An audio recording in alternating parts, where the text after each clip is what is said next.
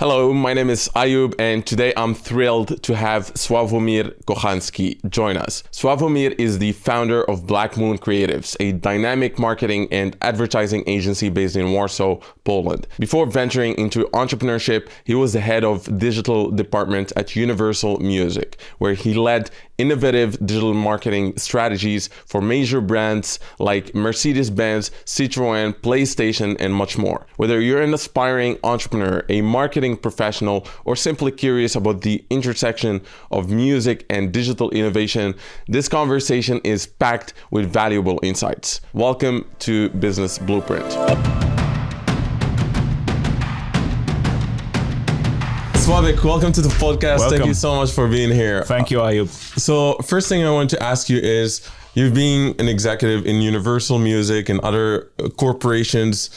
How did you start Black Moon Creative, and why did you decide to start your own business? First of all, thank you for inviting me to this show, and thanks for being able to share my story, because I think it might be a bit inspiring for some people, or maybe someone will find something worth for themselves. So basically, I was like for last 15 years, I was in a corporate environment. I worked for different brands. I worked for Sony, PlayStation. I worked for PSA, now Stellantis, so Citroën, Peugeot, DS, as a head of digital marketing, and then I moved to an agency side. I worked for a while for Saatchi & Saatchi, so I was actually on the other side of the not on the client side, and then an opportunity came, which was, to combine what I love, two things that I love, which is music and digital. So I started working for Universal Music Polska, where I was a digital director. And I loved it. But to be honest, my idea came from, I'm very independent. So I feel like I'm a kind of free spirit. I always, it's difficult for me to, at some point I started feeling that corporate environment is not exactly something I want to do on a daily basis. I would love to create an environment where people could, do what they love and kind of help them to rise. Yeah, that was my aim. I wanted to do something on my own. Obviously, I can't do everything by myself. We have like lots of talented people who work with us and help us to create this business. I still work in music. I still, to be honest, actually, I would say that I work more with artists these days than when I was at digital director at Universal Music, because at Universal Music, I worked with a product which was music. And I received this product, and I was supposed to, to make it, to market it. Yeah. But now I work more directly with artists. So I have more to do with music now than I used to have when I was at Universal. And I'm also a musician, so it's fun for me. Awesome. And So tell me, what does Black Moon Creative do? What we do, I would say that, what's unique about us, because there are like plenty of marketing agencies in Polish environment, and then what's unique about us is that we are an authorized partner of Universal Music Polska, and we work with their stars. What we do, we mainly link these stars with business. So to give you an example, we do projects with Sarah James, for example, with a nail brand, Neo Nail, which is one of the biggest nail products producer in Poland, and we connect stars and business. Okay, would you consider yourself an influencer marketing agency in that sense? But specialized in music. Okay, in music. Yeah. Got it. And so, what is the most exciting and the most challenging part about running Black Moon Creative? So what's most challenging? First of all, I would say that the most challenging thing is to find great people to work with, because you can't do everything by yourself. You always have to have people on whom you can rely on, and people who are good at what they do. that's the most challenging thing, I would say. Also, when you leave a safe corporate environment, you feel a bit insecure, like because you don't have anymore like a proper every month salary, exactly, and you have to think of how to create value. And so I would say the beginnings are the worst. But when looking back at what we've done so far, I feel really proud of myself and my team, and that was the most challenging part, to go through this period where you felt really insecure. Yeah. And but what are the pros? Like the pros of running this business is to create like proper value for our customers, for our clients. And sometimes in a corporate environment you sometimes you deliver stuff that you think, okay, it might be useless, that's like you lose your time. And here you have to be really focused. You have to provide value, like proper value, because otherwise no one will pay you for that. Yeah. When you say provide value, how does that look like practically? Okay, so there are different goals, right? There are different briefs that we receive, and some of them, they're very direct, that it has to generate sales, right? So if you see that what we do generates sales, we achieved what we are supposed to achieve. Sometimes, there are goals like someone's building a brand, right? So if someone's building a brand and we're helping them to grow, and you see the business is expanding through the projects that we do for them, it's very satisfying. So I would say working with musicians, with music, and working and creating value is the best thing about this business. Got it. And what channels do you use generally? Is it, I know this mainly digital. Is it TikTok? Is it YouTube? Is it everything? Do you do also some above the line marketing, or only below the line? What we call ourselves, we are a 360 agency. So it means basically we can do anything. We used to buy TV, radio, so like regular ATL, but majority of customers, they focus these days on digital, right? So we work on TikTok, which is like booming all the time. It's like growing bigger and bigger. It's growing like crazy. So, but it's up to the brief. It depends on the clientele of our customer. Who, when it comes to younger generations, obviously TikTok is number one. YouTube and other social media are very important too. And it's up to the target audience, basically. Got it. And do you choose the clients to work with, or is it mainly coming from Universal Music? You know what? I would say that it's very difficult these days to just to walk into a brand or a company and say, okay, we want to work with you, and it doesn't start like that. It's always like a power of word of mouth, recommendations, and it works the best. So we need to create a proof to be recommended, right? So if someone's satisfied with what we do, they recommend us to further clients. So to be honest, we don't really rely on a proper new business. It's more on recommendations. The main business is coming from Universal's artists. Is that correct, if I understand? No, but let me give you an example. We create. We see what we have. We look at stars that are at Universal, right? Right, and we think of a project that could be. First maybe industries that these artists could help, where they could help with their image and their performance, and etc. So we create ideas that combine a brand, artists, and our skills. And we create like one package, and we sell it to this particular client. We try to, obviously, sometimes it's a recommendation, but sometimes we just know someone who knows someone. Then we create this project for that person and try to sell it to this person. It's very difficult because I would say create 10 projects like that, maybe one, maybe two will go live. So performance is not it's top, but we can't do 10 and 10 successes, right? Got it. And it's like this concept of product creator fit, where you have to find the creator and find the right product to promote. Yeah. So for example, the Emma Chamberlain coffee brand. Yeah. So she was, before she launched the brand, she was drinking coffee in almost all her videos. And so it was a smooth, basically choice to market or to create. Market and coffee, so basically, this is what you guys do. You find the kind of the artist, what's the best product that aligns with their brand, with their profile, and then you market that. What I would say also is what our role is that we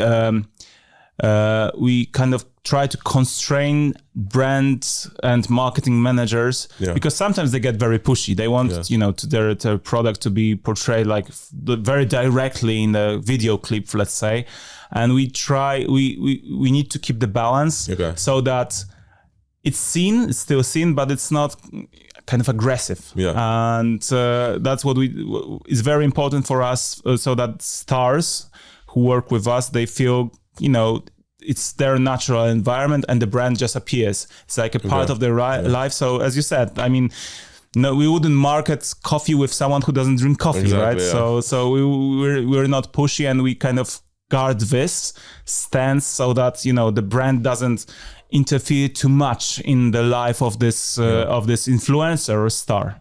Yeah. And how did the influencer marketing grew from what it was years ago? Yeah. And what's the state of influencer marketing at the moment? I mean, to me, for now, it's like I hated influencer marketing, which was very impactful like a couple of years ago.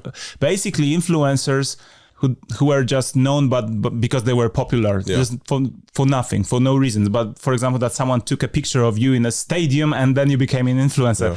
We don't like it because we feel that there is a need of having a colorful story behind this person, and music gives that, right? When you're a musician and you're known because of your creations, right? Like because of your music, and there is something behind you, and it's to me it's more attractive for a brand because there is a story behind that person, not just numbers on Instagram, and that's more reliable content. That's more.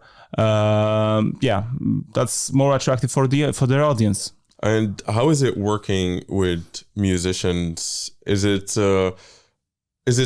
more direct, that you work more with the artists themselves, or is it through their label or managers? How do you make certain decisions for them? So it depends. I mean, there is a different setup in all the cases that we have for now, and sometimes we work directly with managers. Sometimes we have to appear on a set to work with musicians directly. We try to be everywhere. I mean, every time something's happening with our client's brand, and for example, artist is responsible to do something, right? Like for example, position or record something in a store. We try to be there to keep that balance between kind of this aggressive marketing and reliability of the musician. So that's what we do. Got it. And when it comes to the digital platforms, what do you think, in your opinion, is the best way to go as a musician right now who doesn't have a label, for example? What do you advise them on how to do their marketing? On how to do their marketing. First of all, musicians should concentrate on their content. I mean, it has to be top notch, right? But there are like different things that have an impact on their success or their fail. It's one of them is timing. Second is their plan. I mean, I love working with people who have a plan. Yeah. I've known many cases where artists didn't have a plan at all, and they expect everyone from the agency, from the label to prepare it for them. Okay. And basically it doesn't work. And I like to work with people who have vision, and then they know what where they're going to, who devote their time to work. And if you can feel it. I mean, there are lots of people with talent in Poland, right? There are lots of great musicians, but consistency and hard working is not always the case. Yeah. Some people expect that, okay, I'm so talented that the success will come by itself, but it doesn't happen anymore. It requires lots of hard work and continuity and repetitiveness.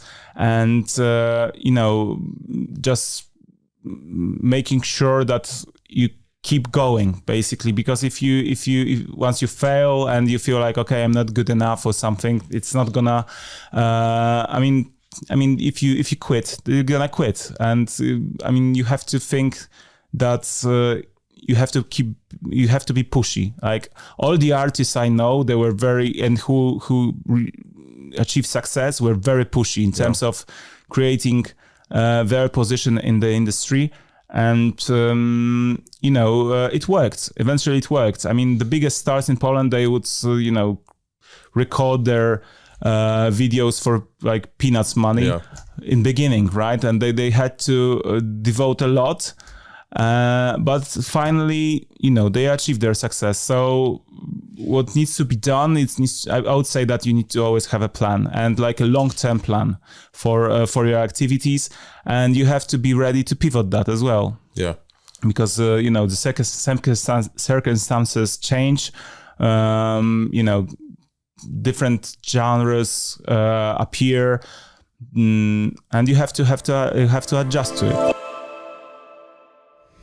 If you're finding value in this episode, hit the subscribe button and the notification bell so you do not miss out on incredible conversations with great entrepreneurs to learn more about business. I always say that an artist has to be a performer and consistent. Like these are the two keys, basically. Consistent, you have to keep doing what you're doing for a really long period of time. And performing both online and offline, meaning that you have to perform on a stage. You have to know how to be a great performer and excite people on stage. Yeah. And now digitally also, because you have to create content and you have to attract people through content that you create. If you cannot do these things and you're not consistent, it's really hard to achieve success, even if you're super talented. Yeah, but you mentioned being a great performer. Yeah, I mean, obviously it's a great point, because if you don't perform well, I mean, in front of the people. Exactly. And you have other attributes, right? Like you are good at digital and you create great content. But if people don't trust, I mean, your audience wouldn't trust you, basically. Yeah. If you see on stage and you'll not be kind of reliable and you'll be a different person, then it's not gonna work. Exactly. Like you see a lot of there are situations where there is some TikTok star and they create some meet and greet and nobody shows up because and like which is like the kind of there is fame, but it's a TikTok fame which doesn't really translate to real life fame. Yeah. And what do you think, why is that? Why sometimes the fame like online doesn't really translate to real life fame? But you mean fame because of music? Because sometimes, I know cases where an artist created something which became a viral, but then he can't perform. Like he was like a one-off shot, this viral or music they can't sell tickets. For example, if they create like a concert or just some evening with their fans, like not many people show up. Which is really hard, because I have some friends who own some clubs and they try to book some artists. They look at their numbers and they're very impressive, but then when they get them, when they book them, not many people show up okay. to the First of all, they could have bought some, followers. Yeah. That's one thing. The second thing that the case might be that, people are. The followers want to follow what you do, what your life is about, and they sometimes just don't care about music. I know cases of big stars in Poland who were not able to sell many tickets, but their followers, their numbers on Instagram were huge, and the responsiveness of their audience was great. Yeah. But still, they were more interested in their lives rather than in their music. Okay. So it happens too. So how do you use data and analytics in your business?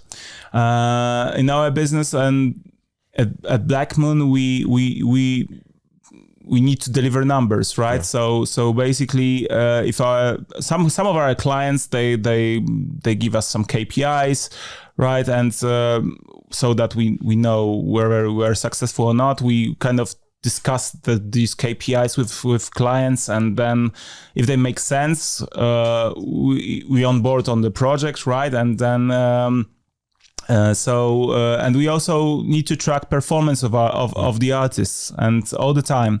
And there are lots of tools that you can use to like chart metric or stuff like that to follow what's happening with their digital presence.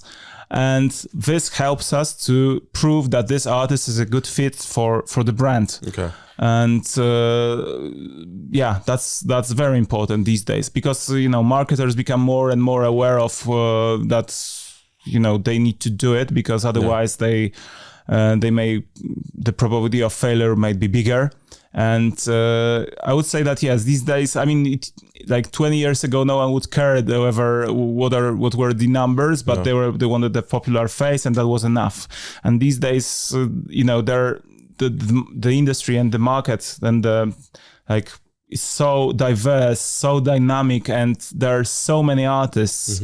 That, for example, every single day, 100,000 songs they are released on Spotify, right? So I can imagine how many artists stand behind that, right? And to pick a right one, which is a good fit for your brand, is it's our job as well.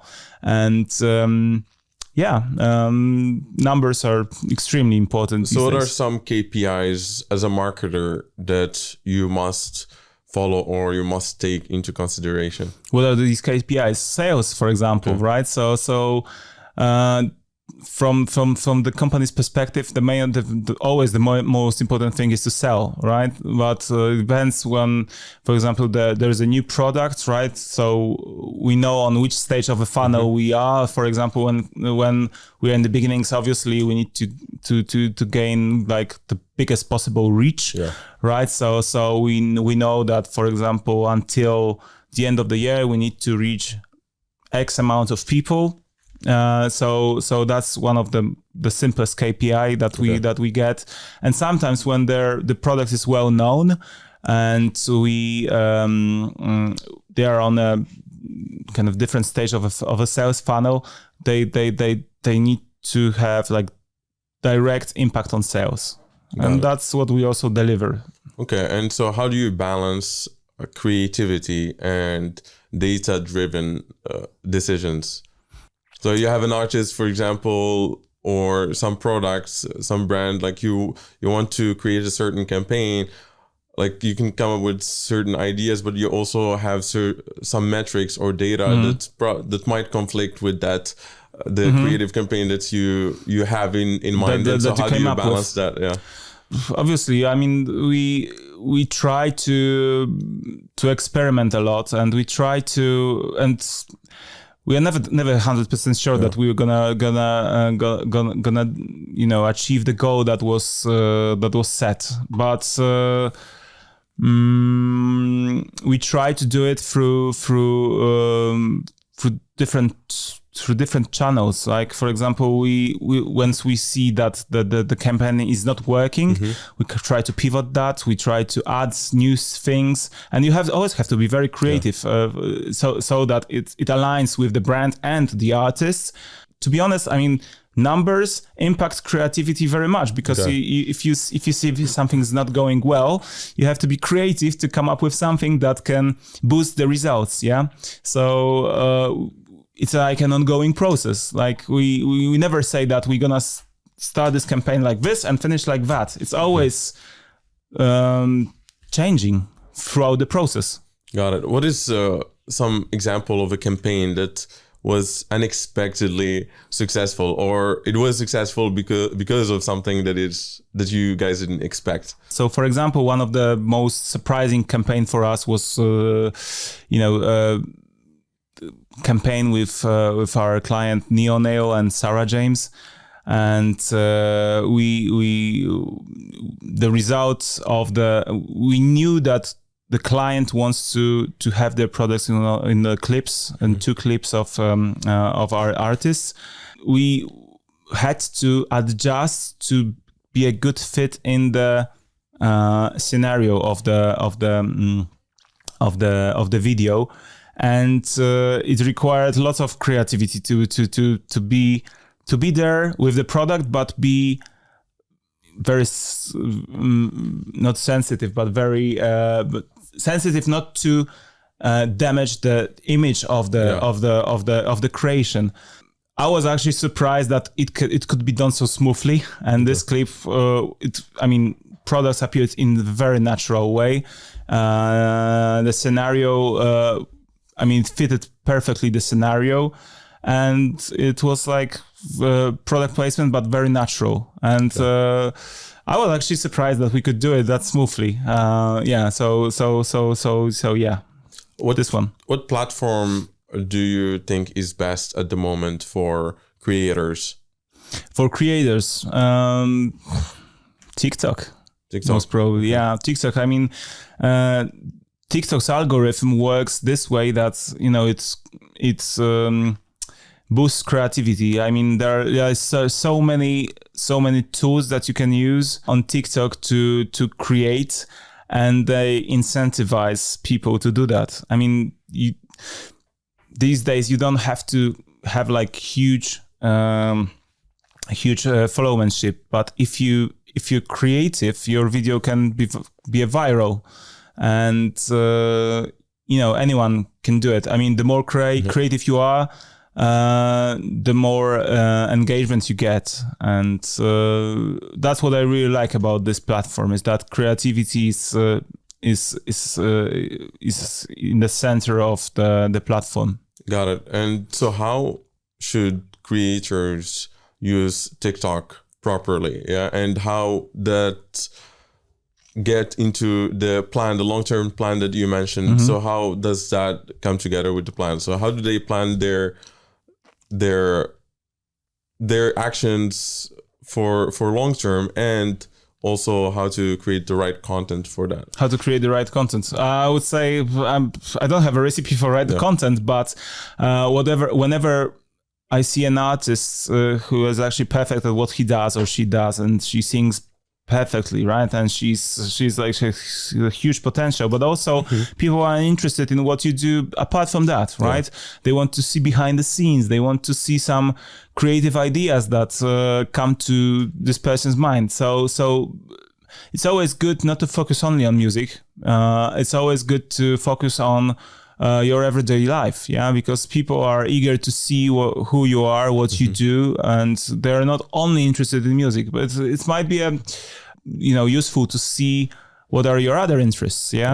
So if someone's good at fashion, and the artist is known for being a fashionist, right? So it's good to show her to release some hints to audience, to ideas, and show it in a very creative way. The more creative you are, then your engagement is bigger, right? So that's what I would say is the key to be. And also you need to have a plan, and you have to have this repetitiveness. if you think of this, the number of posts that you release each week, and so the more content you produce, there is a bigger chance to be discovered. Yeah. Got it. And so, what balance between online and offline you recommend to creators or artists? Yeah. So if you're an artist, you want to also be outside to perform, but you also want to create as much content as possible to get discovered. And so what is the balance between that, and how do you get to the offline part as well as an artist? I would say that artists who want to be very active on social media, they need to have some support, and that's also what we do. For example, we work with artists who are in a first stage of their career, and we help them, we teach them what needs to be done in order to be successful in the future, right? So we support them in creating content. We support, for example, today with one of our artists, we were at Dzień Dobry TVN, and Ola, she had to, if she was there on her own, she wouldn't get so much content created by us, so we kind of secured that, and so we did that, and she needs to perform. Artists need to perform. That's also the key, because you can become a star on social media, but if you're not on stage, then it's not a full impactful success, I would say. Yeah, got it. And so what trends do you see in the creator economy at the moment? What should creators pay attention to? I think creators should follow trends. Yeah. So you need to know what's happening. You have to be like a honest user of these social medias in order to create something that's in line with those trends. And, it can be a good leverage for them. So that's where creativity comes, right? So you see what are the trends, you're a musician, and you think of how I may align myself to these trends with what I do. So it's a very good incentive for creation. What trends, for example, at the moment that musicians have to follow, let's say? There is a really cool example of a duo actually who came up with a great idea of how to leveraging their talents, but also do something new. You familiar with a duo called Be Mine? No. Be Mine. They are two guys, French guys who live in. They're Polish, born in France, but live in Poland these days. And what they do, they sing Polish songs in French. Okay. And that was a great creative idea, and it's very surprising for their audience. When there is a surprise, there is a huge possibility that this content will become viral. So yeah, that's for example a trend which I really like, and I see people who do something what we know, but in a different style or different genre. It's really cool. It's really cool. It's really taking inspiration from other aspects of other industries, maybe, or other cultures, and then mixing it up with your own culture or your own industry. I think this is what innovation, basically, the core of innovation is. Yeah, which is interesting.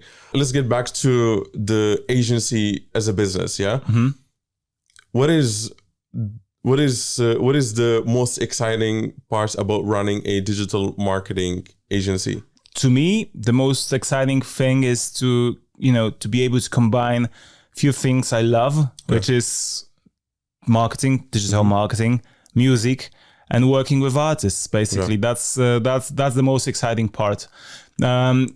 Obviously, when you're running any business, the pros are there are always pros, but no one speaks about cons of this business.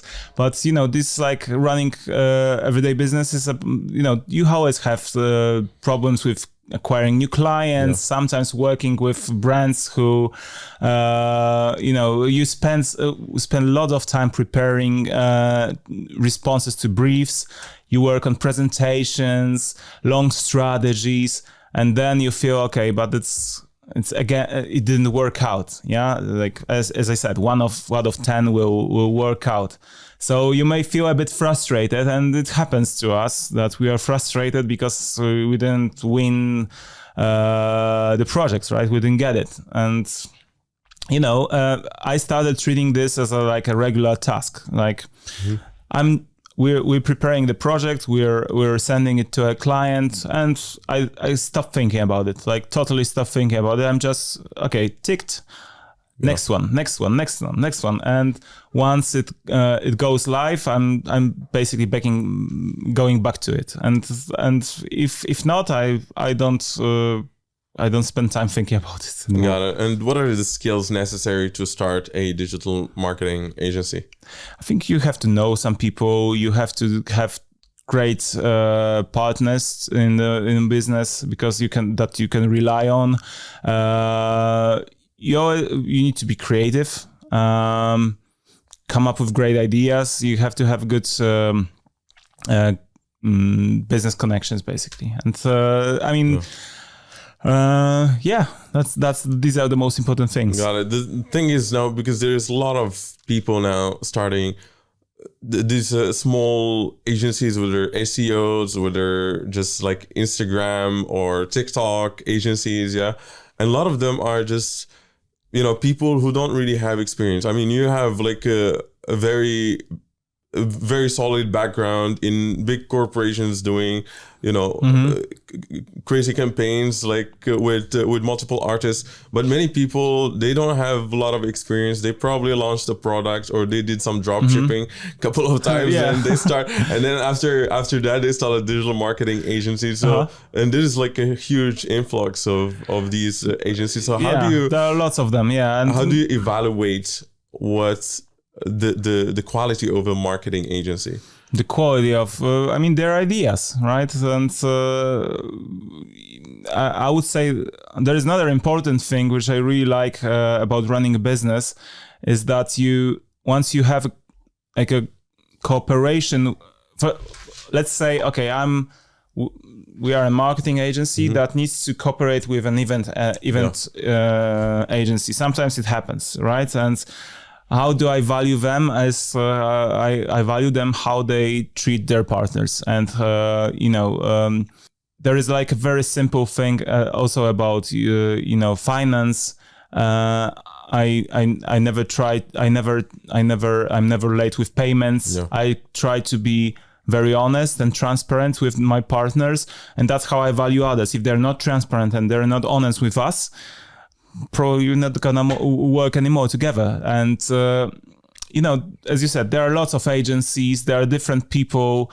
To be honest, I was lucky to cooperate with the ones who are really great, and I really value their partnership. Like, as an outsider, if I evaluate an agency from the outside, I would say that the major factor for me to kind of evaluate them is their ideas, their projects, and that's it, basically. Got it. What do you think about the music industry in Poland at the moment?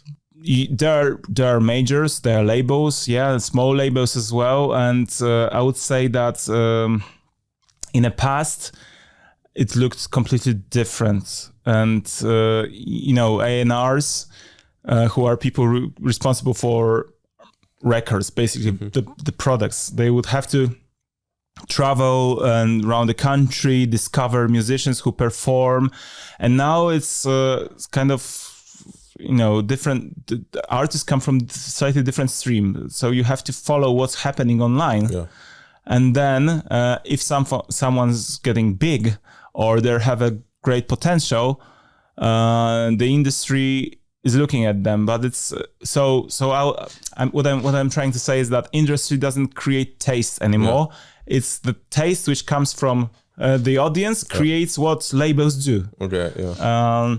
And how do you do that practically? I mean, the A&Rs, how do they actually find these artists? Do they just watch videos on YouTube and TikTok? They have to watch videos, and they see, people with whom I worked at Universal. They're great when it comes to discovering new artists. Yeah. So, but they need to follow what's happening online, and if someone releases something online, they need to be first to speak with these artists. Because the thing is, there are millions of videos of people posting themselves singing. So I can only imagine like how an A&R just goes on TikTok and keeps scrolling to find these artists. That's also their job. Yeah. It's not more about that these days, rather than just going to concerts and going around the country.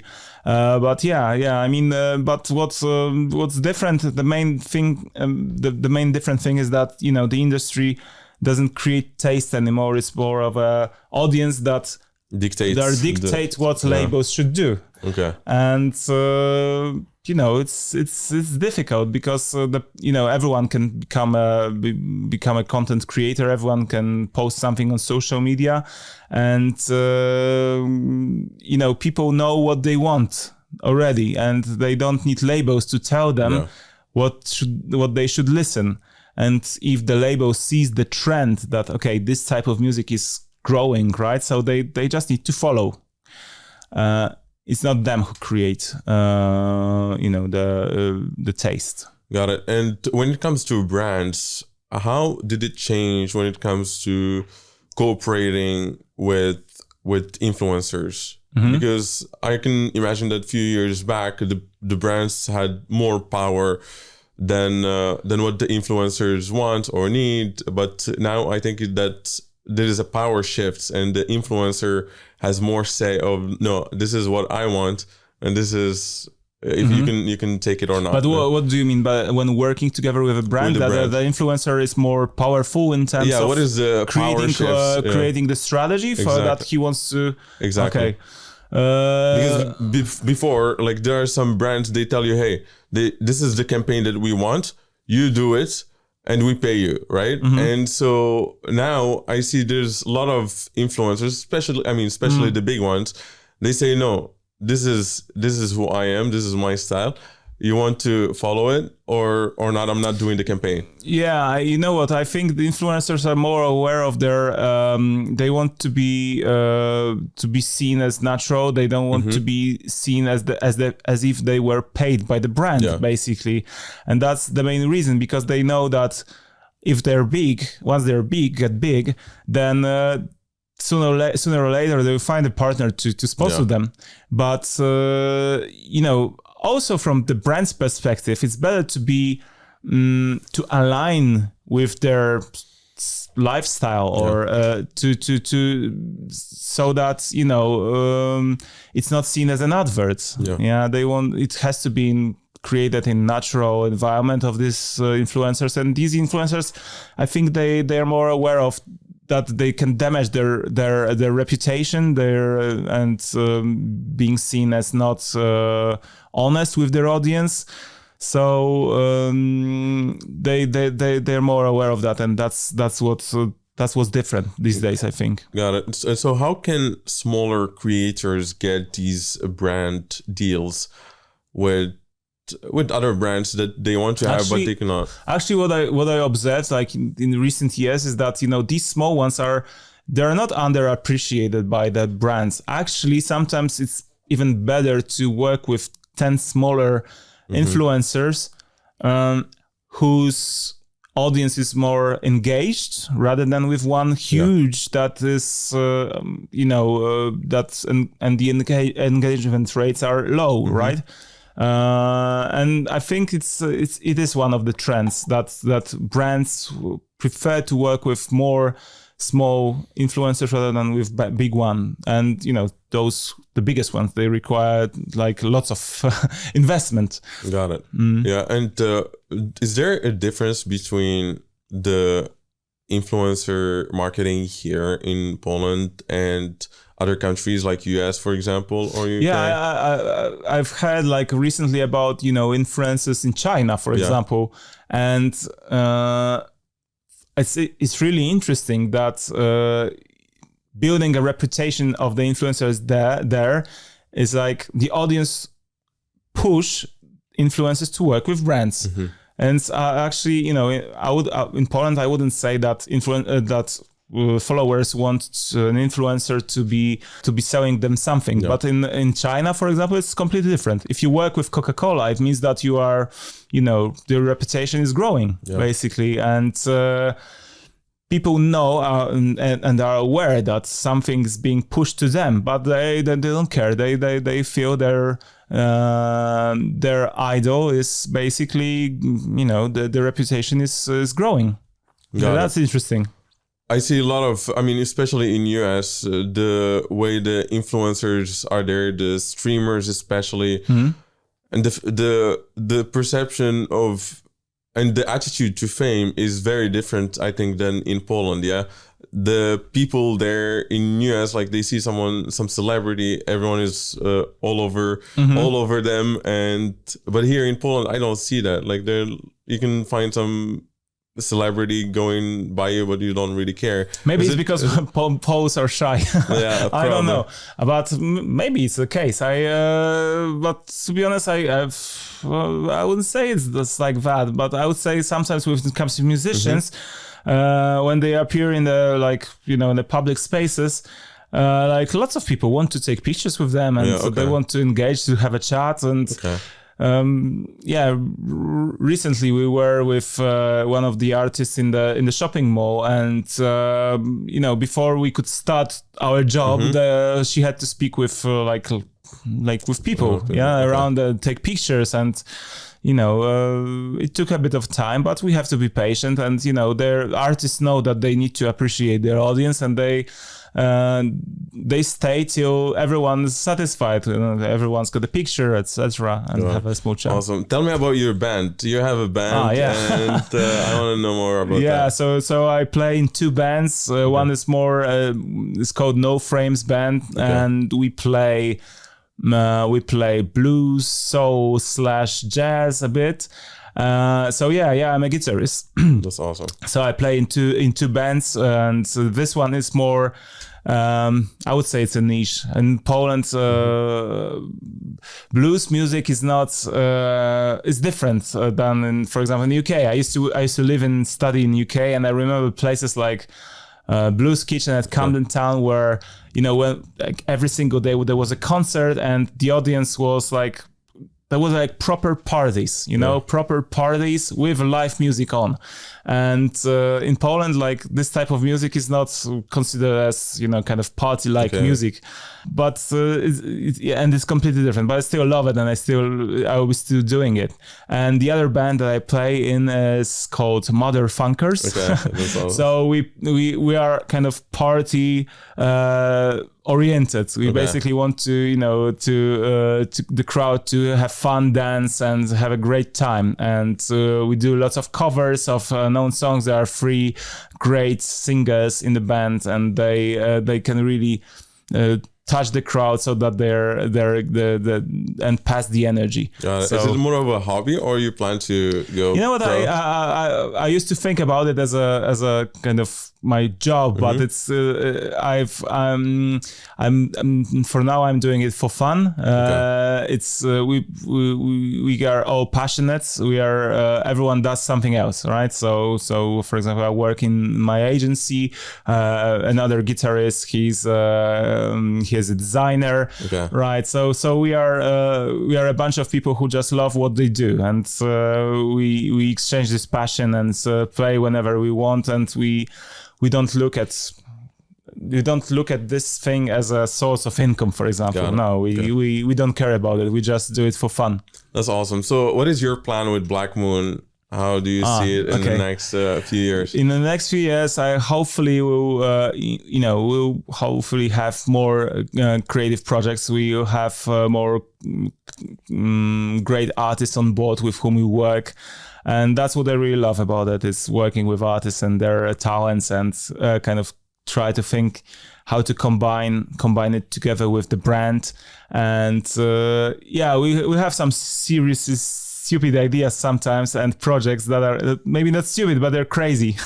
That's crazy enough. And I hope that our clients with whom we work, they will appreciate and be more sometimes be more brave. Okay. Because sometimes we feel that our projects don't go through just because marketers are a bit afraid of the craziness of the project. And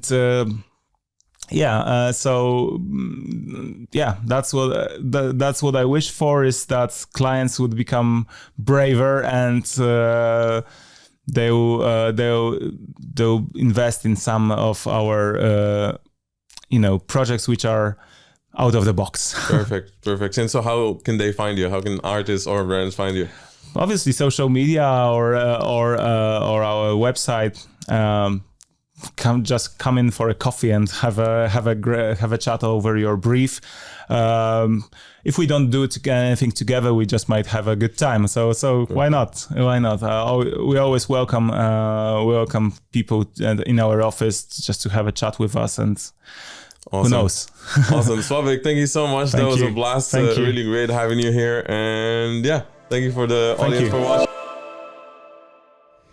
If you enjoyed this episode, hit the subscribe button and the notification bell. Also, watch my masterclass on how to start a business in 5 steps in 2025. Thank you so much for your support.